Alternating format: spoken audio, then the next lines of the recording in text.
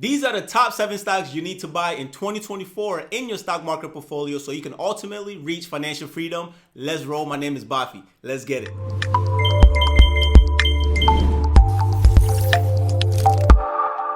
Before we go down the list, I want to share with you a few of the criteria and metrics that I use to analyze and measure these 7 stocks that I'm going to recommend for you to look into. Now, I picked these 7 stocks based on their long-term financial performance. And as tycoon investors, we are long-term investors. So we don't care what's happening this week, next month, and what's happening in 1 year. We are investing for decades. So when we do our analysis and review, we look at companies in a long-term perspective. So that's one of the things I measure because we're here for long-term money. We're here for forever money. In addition, I looked into these 7 companies' financial statements, and that includes their balance sheet, right? We're looking at their assets, liabilities, the shareholder equity, all of that to make my decision. Another area during my research that I focused on was their income statement because I need to be able to gauge how profitable these companies are. Not only that, but also how have they been able to increase revenue and growth over the long term. The reason why is because we want companies that can increase revenue over time.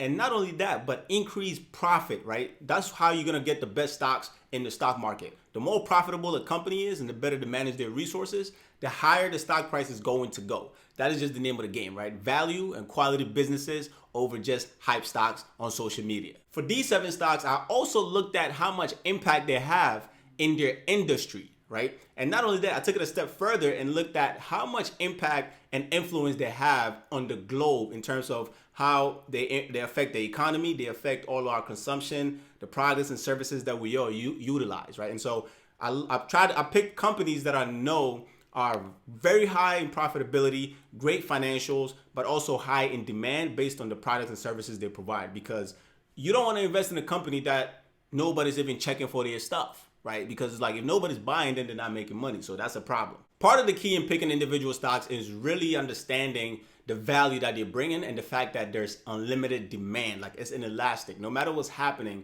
their products and resources will go off the shelf. The services will be utilized, not just by businesses, but governments and consumers like you and I on a regular basis. And lastly, I looked at how much growth and gains did they provide their investors over the last 20 years and over the last 10 years, because ultimately, the whole point of investing is actually to grow and build wealth so you have that flexibility and reach financial freedom so you use your time how you see fit as opposed to using all your time to trade for money, right? And so we want companies that have a strong track record, a good resume, and historical facts and data behind all their performance, and we can at least have a good idea of where they're going to be at down the road. With each of the 7 stocks, we will look at a quick overview about the company, what they do, how they do it, the impact they have on society and innovation. And then lastly, you know me, I give you both sides of the coin. I don't just give you the good stuff. I give you the challenges and difficulties ahead for these companies. And so we're going to look at the advantages and the disadvantages of these companies. Stick around to the end because I give you a bonus tip that's gonna help your stock portfolio grow faster. So if you haven't subscribed already, make sure you do so.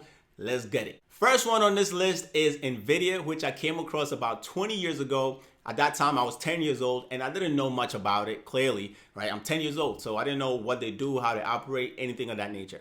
But I did play a lot of video games. So when it comes to PS1, PS2, Xbox. So how I came across this company is when you look, I noticed them, their logo on the back of these games before. Back then, you actually used to, oh my gosh, I'm gonna date myself right now. This is gonna sound crazy because it will feel like to many people like this is the Stone Age, like caveman era, right? Like it's crazy because back then we actually, for video games, we had to actually physically go to, say, GameStop and buy the actual physical copy. And so we had like the DVD version of it. And that is how I came across Nvidia's logo on the back end of it. And anybody that grew up living that life, yo, you probably had the best childhood ever, because these days kids have no idea what I'm even talking about on this specific part. But if you grew up in that era, shout out to you and everybody else that's benefiting from advancement and technology. Now that you can just download literally the game from the system itself, that's pretty fire too. So shout out to everybody. Anyway, like I said, I knew about the company about 20 years ago,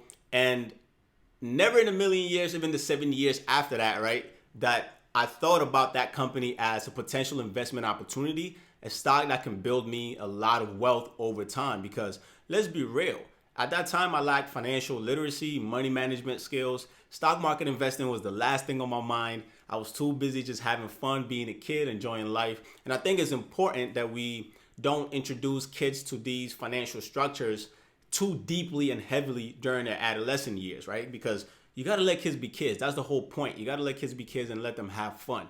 But it's been an incredible journey. And since then, I've been investing in Nvidia for over 10 years now. I've actually done a full-blown video on Nvidia itself. You can find that video in my playlist that's titled Everything Finance. I will link it here so you can watch it later. But here's a quick summary and a few things about Nvidia. So Nvidia specializes in graphic processing units, aka GPUs, and these are essentially the brain of the systems that literally make everything run, that allows technology, AI, machine learning, generative AI, automation, all of these things to take place, and for the computers to do very complex tasks and things for us to benefit, making us more productive, making the world more efficient, right? And we can get products, services, and goods at a much better, faster rate. And the company was founded in 1993 by Jensen Huang, who is still the CEO of the company today, brilliant leader, and they've been doing incredible things. Currently, they employ around 30,000 people. Like I stated earlier, their GPUs and the systems they provide is used on so many vast levels for like deep learning, machine learning. You know, they provide a lot of these data centers, and they have huge clients. Some of their biggest clients that make up 40% of the company's revenue are basically Amazon, Microsoft, Google, and Meta, right? And so when you think about it, these guys are ordering like hundreds of thousands of GPUs so they can integrate and use it within their system to help them grow and scale their business and become more productive, right? That's just 4 companies that utilize Nvidia's products and services. But think about it, there's hundreds and hundreds and thousands of companies that want to get their hands on to this new cutting edge technology. And on a high level, the value that they're providing is massive because everybody is literally building their infrastructure on these GPUs and systems, right? And so it's like having the engine and then you build the car parts around the engine, right? And then now because the engine works, everything else can function and be effective. So the value they provide, not just you and I, but all the businesses that we all need and depend on, is massive. So shout out to Nvidia, man. Keep doing what you're doing. Now, many of us know that Nvidia is a technology company. And so when we look at technology industry specifically, it has provided a lot of value when it comes to advancement and innovation. Because of their GPUs, they have basically transformed and innovated the gaming industry completely. And this is not just for like your Xbox, your PlayStations. It's also for your mobile games and the computer games that you play on, whether it's FPS games or RPG games or just a world exploring type of game. No matter what game you're playing, you need graphics, you need quality graphics, right? And quality things to really enhance those graphics and capabilities. That is what Nvidia GPUs have a lot, right? So think about what games were like, 20 years ago, the graphics, and then think about it 10 years ago, even 5 years ago. And then now we got today with GTA 6 coming out, which is probably gonna have the best graphics of any game all time ever thus far, right? So when you look at the quality of that, it's impressive. Not only that, they also provide a lot of solutions to professionals in terms of like movie, video recording, editing, right? Adobe, when you think about all these things that allow all these cool visuals that we enjoy on social media, Reels, TikTok, you name it, these guys are at the forefront of that. As a result of that, they have the biggest advantage both in the professional setting and the gaming world. So that's one of their top advantages that they possess. Also, their innovation in AI hardware and advancement in machine learning has allowed them to really get a strong hold on market share and essentially has the #1 demand products and services in this space. Another advantage that makes them special that they've been doing over the years is they've learned to develop multiple streams of revenue and income, right? So one of the areas where many of us may not be aware that Nvidia operates in is automotive, okay? When it comes to a lot of the systems within the cars, the machine learning pieces, selfless driving cars, even with Tesla, in terms of some of the, when you're driving a Tesla, you can see like there's the dashboard that has all the rows in the cars and all these things that it does automatically.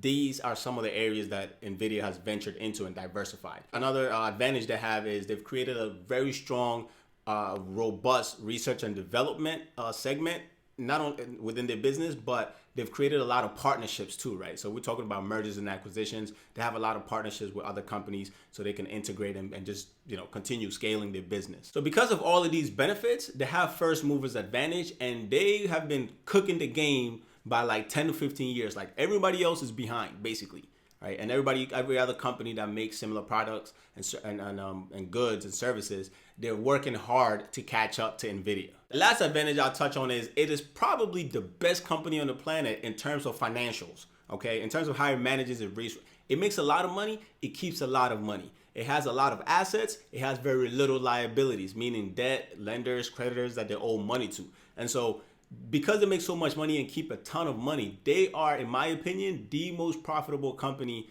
to this date. It doesn't mean by percentage, right? Because some companies make hundreds and hundreds of billions, but they only keep, say, like 5 to 10 billion. Nvidia made 61 billion, but they managed to keep basically half of that money. Let's talk about the downside a little bit. And the first one is Nvidia's dependency on semiconductors. Okay, the semiconductor industry is extremely important for the next generation of technology advancement and innovation. But it doesn't mean that, you know, just because it's that important, it doesn't mean that there's no downsides to it, right? If Nvidia's the bulk of Nvidia's revenue comes from semiconductor activity slash the data centers and so forth. So that could be a disadvantage because they're subjected to the cyclical nature and changes of these market cycles. And so sometimes that can be difficult, right? There are times where things will peak and things are going to be perfect, and then there are times where it's a little bit challenging and companies might have a tough time investing in some of these things. Another disadvantage is, again, when you find out you're the first mover and you're doing something great, everybody sees an opportunity now, right? And they want to get market share from you. So now there's a lot of competition with Nvidia. They have a lot of competition coming from both Apple, Google, Microsoft, along with Intel. We have AMD, right? There's so many other chip making companies, other companies that make similar products that is trying to compete at that same high level. And so Nvidia have to be very careful as these other companies come in.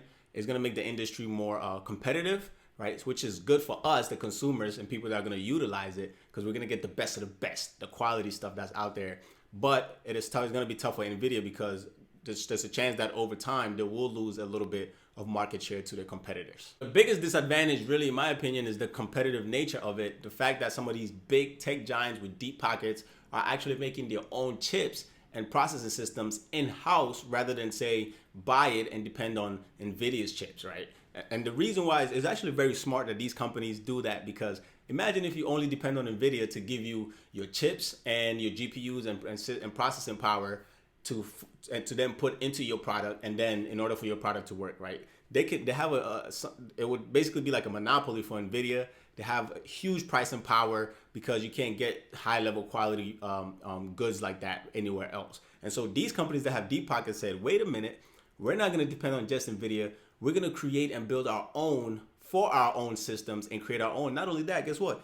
The companies that build their own can also sell it to other companies. They might not be able to create, say, the same high level quality GPUs and chips as Nvidia, but they can make ones that are good enough that, you know, like mid-tier to lower tier companies can also buy from these other companies because maybe they can't afford to spend money on Nvidia products. In summary, Nvidia is a key component to the technology industry advancement and the contributions that they've made to get us to this point. However, they will be facing some challenges as other big companies have also seen the opportunity in this space to create their own and also and provide that same service to other people. When it comes to Nvidia's stock price and its performance over the last 20 years, this is actually astronomical, okay? In the last 20 years, the stock has gone up 26,000%. And over the last 10 years, it has gone up 17,600%. This is just unimaginable, okay? So when you hear a lot of hype about Nvidia right now, part of it is the growth and how they've been able to grow exponentially, not just within the business, the industry, but financially. The second stock on the list is Apple. And we are very familiar with Apple, and it is perhaps the most well-balanced out, well-rounded company, very strategic, very efficient, don't waste much resources that we know, right? They can make these iPhones for like $100 or less than $100, and they can sell it to the public and everybody for like $1,000 or $1,500, depending on what model you get and what, you know, capabilities you're looking for in storage and so forth. Company was founded in 1976, and they gained early success with Apple I and II computers. However, in 1990s, they experienced a very difficult, challenging time where the company was basically struggling, and they had lost their identity or needed to kind of revamp, reshape the entire company. So they literally dropped doing a million different things and focused on 1 to 2 to 3 projects, nothing else, nothing more. And that really kind of ushered in the birth of the Apple that we kind of know now and we have experienced over the last 10, 15 years. So Apple designs, manufactures, and sells consumer electronics, computer systems and softwares, and online services. Some of their most iconic products and services include the iPhone, Apple Watch, AirPods. They have a headset. Now they have the Vision Pro that's out, which is crazy when you think about how far their technology has come along. They also have, the Apple Store, app services, all these different type of products and gadgets that really fits well within the entire ecosystem. And so what they've done with their ecosystem is they've designed all their goods and products and services to really be integrated together. And so it's difficult to switch and go to something else, right? Because they give you a very sleek product, sleek service, and then just the way to go about packaging everything is insane, right? When you have an iPhone, it's like, your status is good in life, you're doing well, at least you feel that way, even if your bank account don't show up that way, And so we've incorporated and integrated Apple product services and their design into our identity and our personal lives. And part of their value proposition is the user-centric design and intuitive interfaces that connect to all these other devices and gives you a seamless experience. Apple is credited for pioneering and revolutionizing the computer and the personal computer experience, and they're also credited for kind of putting all the devices into one nice simple product that can fit in your pocket. Not only that, don't forget, they're the first ones to actually create the App Store, right? The applications, and allow you to be able to do a lot of different functions within the one device. And so that is something, I don't think people really understand how advanced and important the creation of Apple Store was for just, mobile devices in general, right? After that, everybody now, every other mobile device has their own store that you can go and download applications to meet all the other demands and needs that you might have. And I'm actually going to take it a step further because that created a lot of jobs as well, right? You have a lot of people that work in software, producers, designers that create apps and create all these applications. And so they can create an app, get it on Apple Store, and then now we can all use it, right? And so that's all jobs that was created. And furthermore, now we have all these different games and creativity and things that help us manage our time, our money, our resources, things that we're interested in, whether it's a podcast, right? iTunes, iMovie, all these things that we use to engage, interact, connect, and also build our own businesses. They also revolutionized the music industry with their iPod, right? And now imagine having hundreds, and they got to the point where they have thousands, 50,000. You can have up to 50,000 songs on one tiny little device that you can carry with you the whole day everywhere. And that was the first ever, because before that we had Walkmans, and that's, oh my God, Walkman. That's you actually had a physical big cylinder CD thing that you open, you put the CD in there, right? The album in there, and then you close it and you play and you walk around with your wired headphones and everything. So yeah, I'm dating myself too. That's a very long time ago. But Apple has allowed the music industry and the streaming industry to actually expand. A few advantages to highlight is their strong brand identity and loyal customers. You can't tell Apple users anything. In many cases, Android actually have better phones and cameras and systems and capabilities, but we don't care.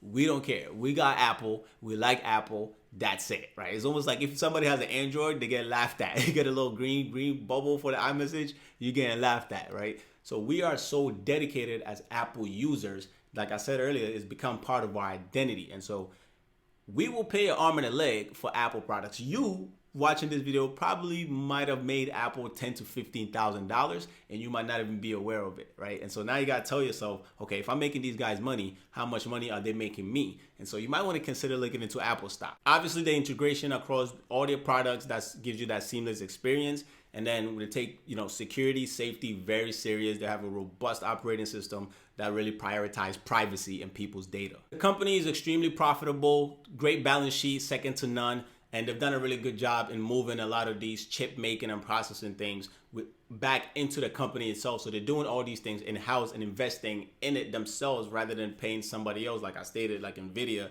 to make all these things that they need. They'd rather be self-sufficient and self-reliant rather than be at the mercy of somebody else. Obviously, no company is perfect, and as profitable as they are, they do have a premium price point for their products and goods and services, right? And so sometimes they can price themselves out of a certain market or a certain group of people that may not be able to afford such a high luxury price for just an everyday mobile device, everyday wearable watches or headphones, right? And so that premium price, of course, helps them out, but it makes it harder for them to get certain customers that may not have a lot of the financial means to buy their goods. Another downside is the fact that they have such a closed system that limits customization. And like I said, they're big on privacy, which is great. And so because of that, they have a very tight-knit system, and there's not a lot of things you can do or customize within that as a developer or somebody who just kind of want to be a bit more creative in creating and coming up with certain solutions and stuff like that, right? So that can hinder some abilities, but I also understand it, right? Because again, safety and security, people's privacy, their data is the highest, most important things that, you know, this company needs to protect because they have all of our information. Another disadvantage they have is that Apple's supply chain is heavily tied to China and the Chinese workforce, right? So a lot of these phones are actually not built in the United States. They're actually built and manufacture them in China, and then, you know, through the supply chain process, it is transferred and sent all over the world. And so they've been very reliant on China to provide that workforce, that labor force to make these goods and products that Apple makes across the board. However, they've been very strategic, and so Apple has actually been shifting some of its manufacturing and processes over into India, where, you know, India also have a strong economy, is growing, is booming. They also have the manpower and the labor force that need work, right? And so there's a lot of challenges between, say, the U.S. government and the U.S. nation versus China, right? Because there's 1 and 2 is a lot of competition. You know, everybody's trying to stay ahead, keep the economy strong, keep the growth, and give their people the best opportunity and benefits within the systems, right? And so sometimes it can be a little bit difficult for some of the U.S. companies to operate in China. So Apple has been making some strategic moves to shift some of their processes over to India. Another thing that people have recognized or kind of speak on a lot these days is they feel like Apple is actually behind in the AI race. And I strongly disagree, because Apple have been operating and taking advantage of AI for the longest, even before a lot of these other companies, right? For example, even if you just think about Siri, right? Siri from Apple, hey Siri, and they be doing all these other things. Even if you just think about that alone, they were the first ones to really kind of implement it on a bigger scale. Now everybody else is doing it. Amazon Echo, this and that. Over the last 20 years, Apple stocks have increased by 46,000%, which is insane. And when we look at over the last 10 years, it has increased by 855%. This is extremely profitable and a lot of growth. I still think Apple have a lot of growth remaining, though it might not look like what most people want to see right now, but I think the company is going to do well, is going to do fine. Another last disadvantage that people have is, okay, well, they haven't really created anything new, but do not sleep on the Vision Pro that just came out, okay? That thing is a game changer, not just for developers, not just for people to use and play games and watch entertainment and multitask, but also for professionals, right? Think about doctors being able to operate virtually. Think about, military personnel, police, combat folks. Think about, utility engineers being able to dissect and look at certain things. So it has a lot of capabilities, utility value. So don't sleep on it. It's expensive. I'm not going to go buy it. You know what I'm saying? Because I don't see no value for it for me personally. But don't think and don't be fooled. They're going to sell a lot of those units. In summary, Apple is one of a kind, one of a generation type company that we grew up with. It really speaks to our soul, what we're about, the things we like to experience, the life we want to kind of portray. And they've done an incredible job. Great financials, good business model all around. Of course, it gets harder to grow and scale. Competition comes into play, but it's been a very well efficient, great ecosystem. And really think about its users. The third stock we're going to talk about on this list is Microsoft. And this was a company founded by Bill Gates and another partner. I don't remember his name right now, but this was a company that really, I would say, introduced the worldwide personal computer usage, and also allowed companies and businesses to leverage computers and technology within their office spaces for the first time on a scale never before seen. They develop, license, and support a wide range of hardware, software, and services. The most well-known products and services include Microsoft operating system. We have Microsoft Suite, right? So that's like your Microsoft Word, Excel, PowerPoint, Power BI, Azure, all these other things. And now the cloud computing is very massive in terms of data storage, cloud, AI. They're very much in there with their new addition that they've included within their business model, which is really their co-pilot system that's going to help people and businesses really operate efficiently. Not only that, they have a $20 billion investment into OpenAI, which is the company that created ChatGPT. Keep in mind their products and services doesn't stop there, because they also have these subscription service models that schools, individuals, businesses all across the globe really depend on. So they really have some of the best products, if not the best product for enterprise business. They're also into the gaming industry. As you know, Xbox is owned by Microsoft because that's their that's another revenue stream that they have. And so just picture all the games that we've all experienced over time as a result of Xbox. So shout out Microsoft. One of Microsoft's advantages is their dominance in desktop operating systems with Microsoft Windows. And they have had this incredible lock on the enterprise world and business world and just economies globally, right? Everybody literally uses Microsoft 24/7. All the businesses need it to actually, and they've had another advantage they have is a beautiful ecosystem where things are all integrated, easy to navigate, and they're really all connected. They've kind of they've essentially mastered what Apple have done with their products and that seamless integration. Microsoft have done the same thing, not just more so in hardware, but in their software and systems and values that they provide, so businesses can operate online efficiently. Another advantage is diversification and revenue streams, right? So we know they're not just giving us hardware, they're giving us software, they're giving us services, they're giving us cybersecurity, they're giving us AI, right? They're giving us all these different services and stuff that we can all take advantage of. So think about it, right? Even the top businesses on the planet are diversifying their revenue streams. They're looking at reducing the risk of depending on one or two income streams, so they can have 5, 6, 10 multiple ways of money coming in. And that is the cheat code. That's what you want to practice. So when you're investing your personal money, you want to diversify. You want to do what the great businesses are doing. On the flip side, antitrust concerns and legal challenges is something that's just going to plague the company forever. And in fact, most tech companies are always going to have to deal with this type of issue because, again, you're dealing with people's data, you're dealing with misinformation being spread easily, right, if you're not careful. And so they're always going to have to fight these legal challenges all the time. And so it's one of those things where you can't just 100% mitigate that risk and take it away. It just comes with the nature of their business and the industry they're operating. However, they can definitely continue improving on certain things to help reduce the impact of these antitrust and legal challenges that they end up facing. In summary, the company is just powerful, right? They have everything on lock and they're doing great when it comes to providing us with software, hardware, personal computing, electronic devices that we need in addition to all of those. Not only that, when you think about the enterprise solutions that they've been able to provide all the businesses, schools, hospital, you name it. Every industry literally leverages what Microsoft provides in service and products. The stock has gone up 1,400% over the last 20 years and 980% over the last 10 years. And a lot of people don't find Microsoft exciting as a stock, right? Because you don't hear a lot about it in the news and all the up and downs and all the crazy gains. But it is, in my opinion, the most efficient company ever built, right? When you look at Microsoft's stock chart, it is extremely consistent. Right? And so when people invest in Microsoft, they're not investing in it because they think the stock can go up overnight. No.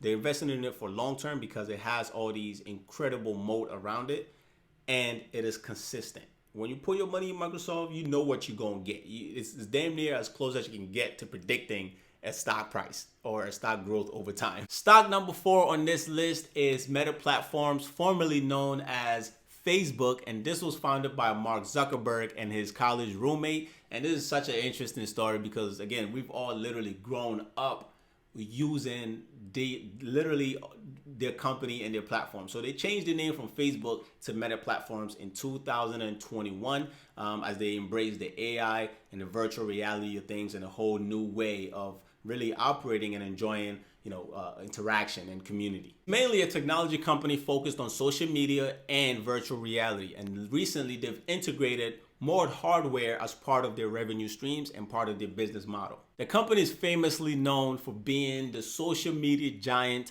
It is the owner of Instagram, Facebook, WhatsApp, right? And now we have the Oculus VR sets, and then they have the Quest Pro Quest 2, all these other Quest things that they have for like, virtual reality and headsets and so forth. So the company has been massive. You literally have a third of the world population using their social media platforms or something like a product or service that the company provides on a regular basis. That is so powerful, and it's such a huge data ecosystem. In my opinion, the biggest value that they bring to society is the fact that the business model has been designed to basically bring billions and billions of people together through their social media platforms, and has allowed a lot of creativity, content creation, knowledge, education, advancement, teamwork, more small businesses, right? All these side hustles and things like that to take place, and also indulge and experience some things that people are going through.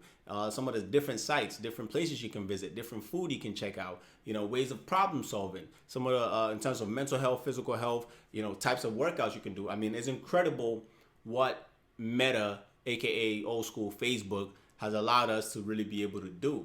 And that is how we learn and connect the most, by being able to connect, right, and communicate with people. I can talk to somebody in China. I'm on YouTube right now. Somebody can just watch this video and it can be in Africa or India. And that's pretty cool. The biggest advantage the company has is their dominance in social media space and environment. I mean, it's a behemoth that you do not want to compete with, okay? Instagram and Facebook alone is insane. You add WhatsApp to it and forget it, is a wrap.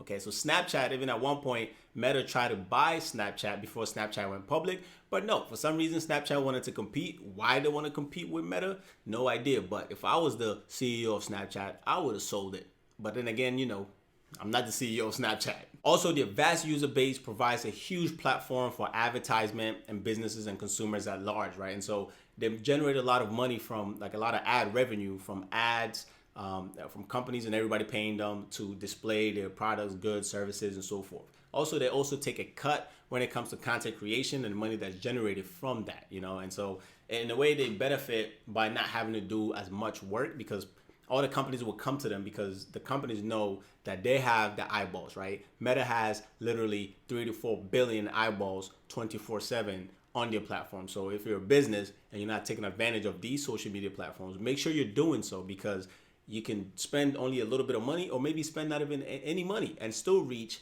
your customer that you're trying to provide the value to. Now, on the flip side, over time, the company has faced a lot of scrutiny over security, data, people's privacy, and just safety. And even more recently, Mark Zuckerberg was called to Congress, and there's a lot of things, a lot of work that they have to do as a company to make sure that, the algorithms are, as ethical as they can be, that their platform doesn't encourage certain behaviors and dangerous behaviors that affects mental and physical health in a negative way. Because of its market dominance, it also faces antitrust and a lot of regulations, challenges that comes along with just being in that type of field, technology, and that type of business model.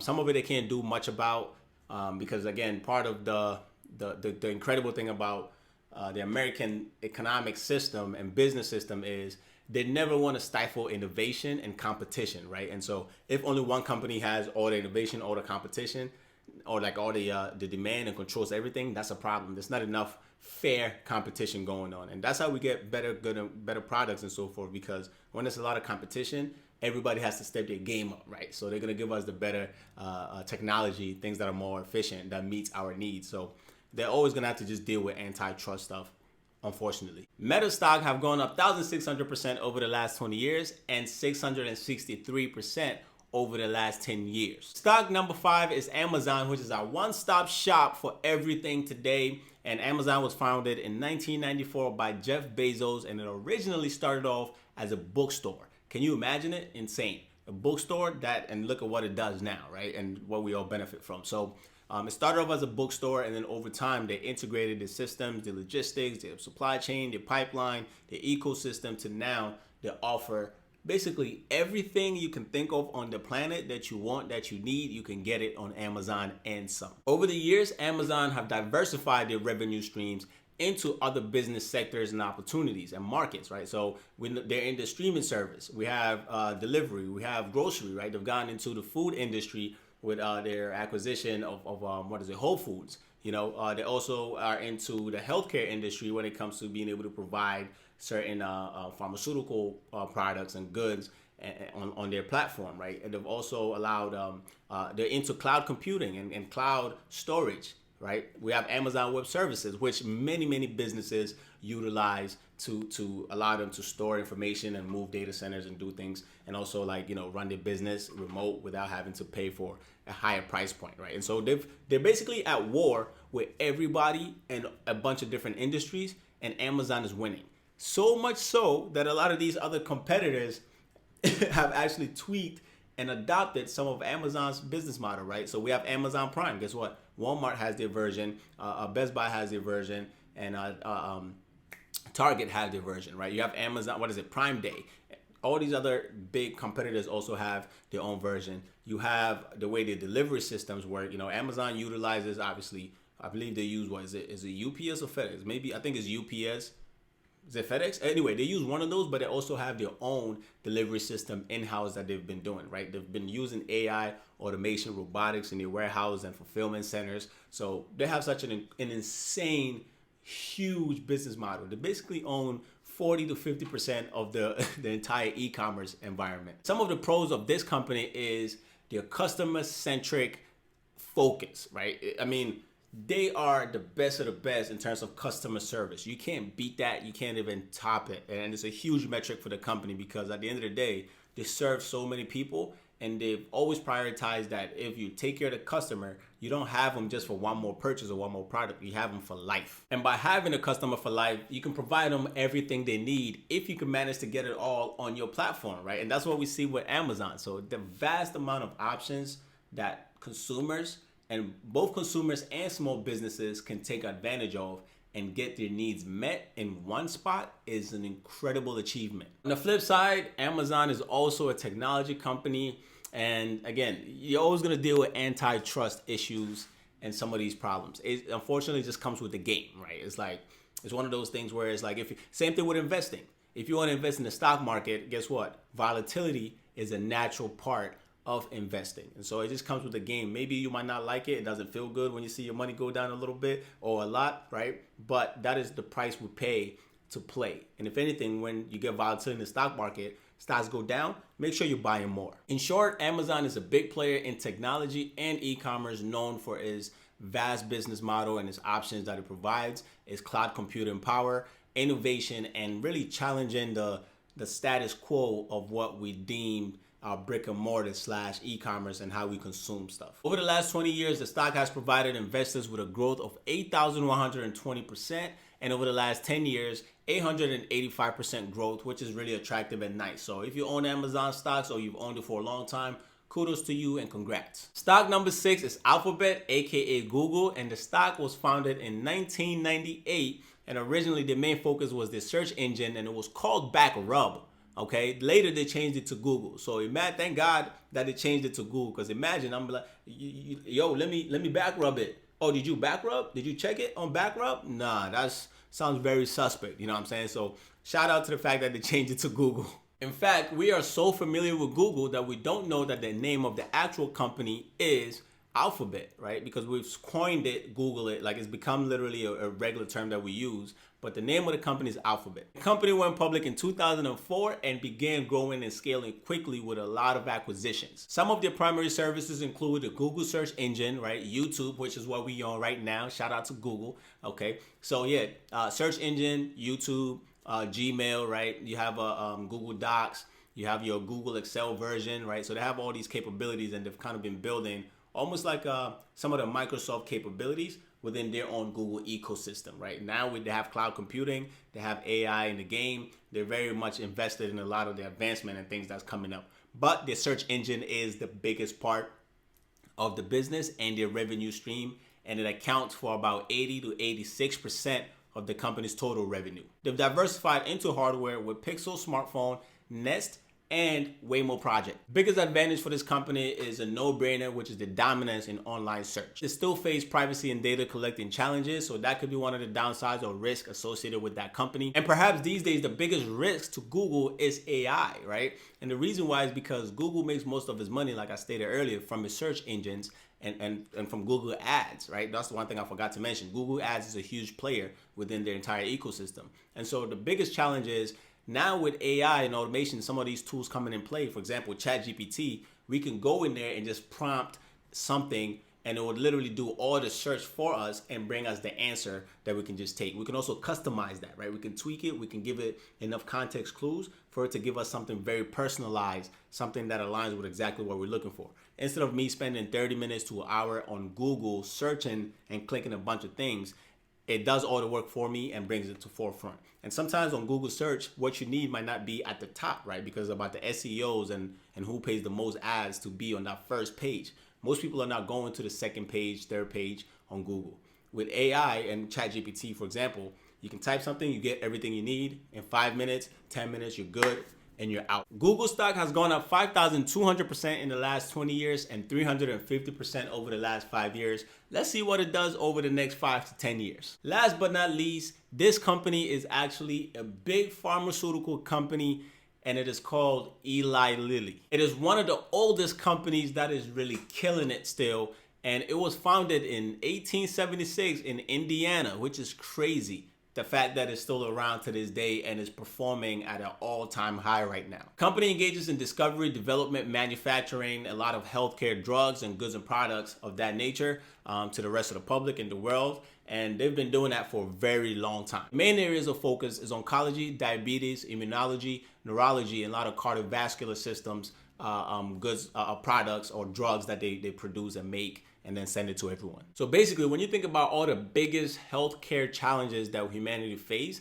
and the big diseases, the heavy stuff, right? The craziest, difficult ones, they are basically operating in that space and providing the solutions that people need. And one of their biggest things that they've been benefiting from a lot recently is obviously they have a diabetic drug that has a side effect, or part of the side effect is weight loss, right? And so that is something that in this day and age in America, there's a lot of obesity challenges. Many people are overweight, don't exercise properly, or are not eating the right nutritional values. And so having a drug that obviously takes care of diabetes, but fight weight loss at the same time, that is huge and is going to be such a big industry and a big moneymaker for the company. And you can look at it two ways, right? There are people that have the capability and means and the ability to actually work out, exercise, make better choices in terms of food and what they drink, what they put into their body.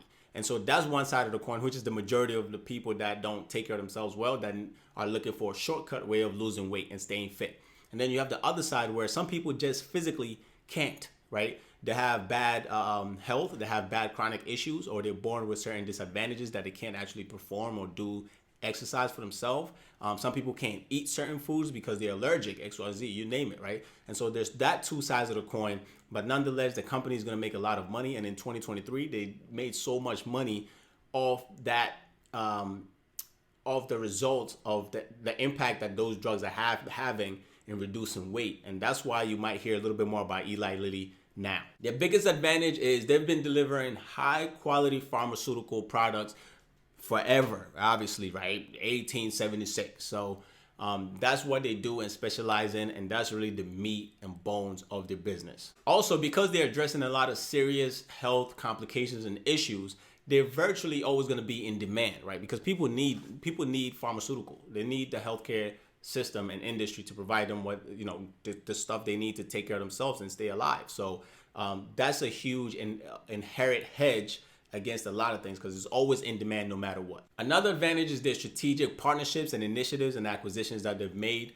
over the many moons and years. This does not come with a price, and some of the disadvantage and downside is the high cost associated with some of these drugs, right? Because it costs a lot to make these drugs, and so when these drugs finally come to market, it's a lot of money that have been invested and spent to get it to market. And so these companies have to recoup everything they put into it and some, so they can fund the next advancement and innovation in healthcare. So it costs a lot of money in terms of the price point, but hopefully more people can afford it, and hopefully the healthcare and insurance system gets better, so people don't have to pay as much for these drugs. Big downside is sometimes you can discover something and it won't get approved at the end of the day because it has certain complications or it has side effects that hurt the patients that are going to be taking it, right? And so you can put a lot of time, energy, years, money into it and still not get nothing out of it. And so that tends to have a negative drawdown on the stock price and on the company. And the last downside to big pharma in general is that oftentimes the company depends on just a few blockbuster drugs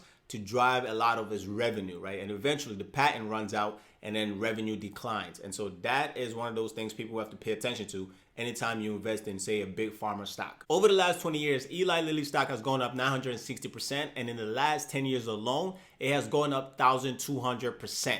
And the bulk of that 1,200% over this last 10 years really came from the year of 2023, when the weight loss drug, or the diabetic drug that has weight loss side effects, started to kind of really become the mainstream thing. So think of Eli Lilly more so almost like in terms of like growth potential or the opportunity to make a lot of money because of their product that they're offering that's related to weight loss. Think of it almost like the Nvidia version of like healthcare, for an analogy's sake. That covers the 7 stocks you should look into for 2024. But like I said, I do have a bonus tip that's gonna help you grow exponentially. And that is, I believe that a lot of people are actually sleeping on Google, aka Alphabet, and Meta, formerly known as Facebook, because they have an opportunity and the ability to increase their revenue insanely. Like what they can do to boost up growth and revenue is ridiculous. One of the simplest ways that these two companies can really increase their revenue is literally by changing their system and platform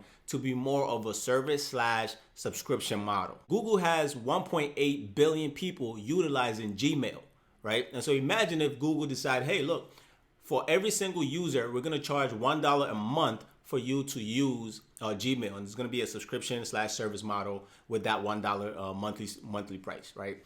That is $1.8 billion that Google are generating in revenue on a monthly basis without really having to do too much work. This will add up to $21.6 billion annually simply by charging $1. Now imagine if they decide to charge $5 a month. That will equate to $9 billion every single month, giving it a total of $108 billion that can be added to their revenue top line. Now, we all might complain about a $1 or $5 subscription to Gmail, but guess what? We are probably going to do it because it is actually that good of a product and a service that we can all benefit from. Everybody we know basically has a Gmail account, with the exception of like their job email account. If we apply this same subscription model to Meta, it's even crazier because 77% of the internet users on the planet, which is about 3.6 billion people, utilize at least one of the family of apps that Meta has. That includes Facebook, WhatsApp, Instagram. And so imagine $3.6 billion being generated on a monthly basis from a $1 subscription price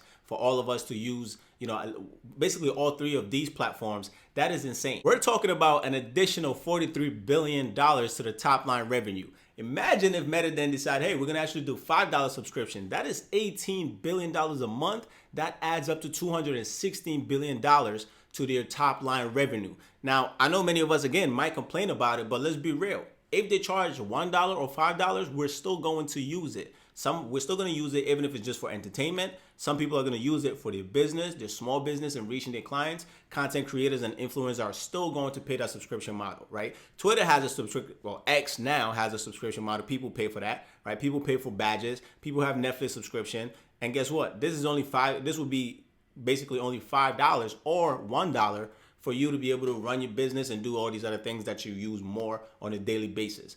We're not using Netflix 10 hours a day, but guess what? We're on Instagram, Facebook, WhatsApp, and social media sites like at least maybe 4 to 6 hours of our day. And so people are going to pay to use these platforms. Obviously, not every single person is going to pay that $1 or $5 subscription model, but that should give you some ideas of how powerful these companies are and how much they can really generate basically without having to like spend a ton of money to do something new or bring something new to the market, right? They already got us looped in. They got us hooked. We're on there 24/7. They've given it to us for free, so we think we own it and run it. And now they can easily monetize it at a 10x scale and get a lot of revenue and growth from. So keep an eye on Google and Meta, and let's see what happens with time. Now, the $1 million question is, in 2024, will these 7 stocks that I've recommended continue to outperform the rest of the market and its competition? Or maybe, just maybe, we might see some new companies or other companies come in and take the top spots by the time we get to the end of 2024. So let me know what your thoughts are in the comments. And just a reminder, any stock or ETF that we cover on this channel, make sure that you're doing your due diligence, doing your research and homework properly if you then decide to go ahead and buy it. As always, happy learning, happy investing, and let's see what happens in 2024 with these 7 stocks. I'll see you guys in the next episode. Cheers. Stay tight.